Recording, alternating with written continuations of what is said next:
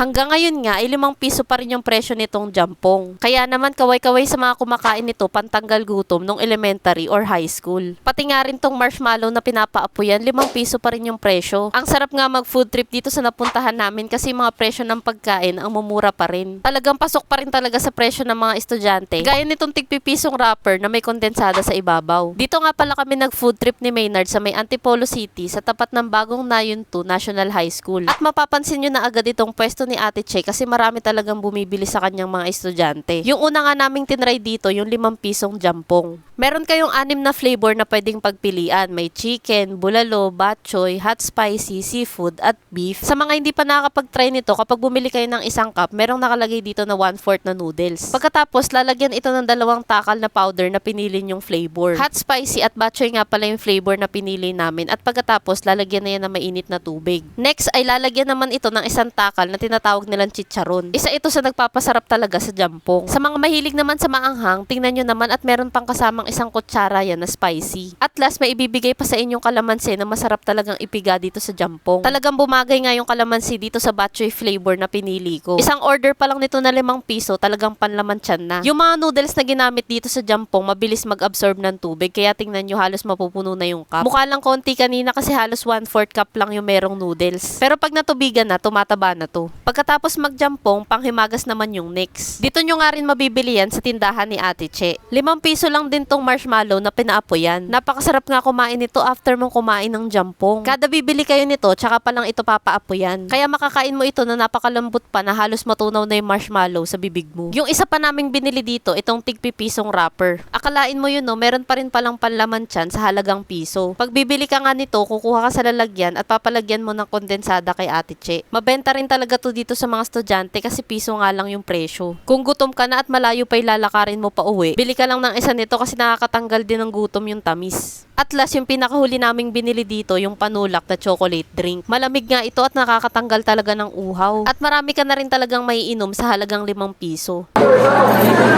Dito lang yun sa bagong Nayon.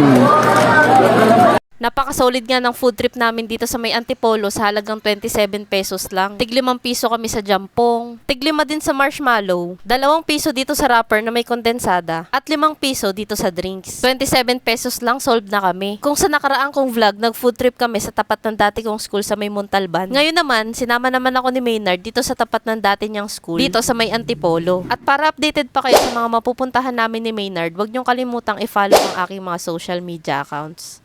Yun lang, maraming salamat sa panonood. Bye!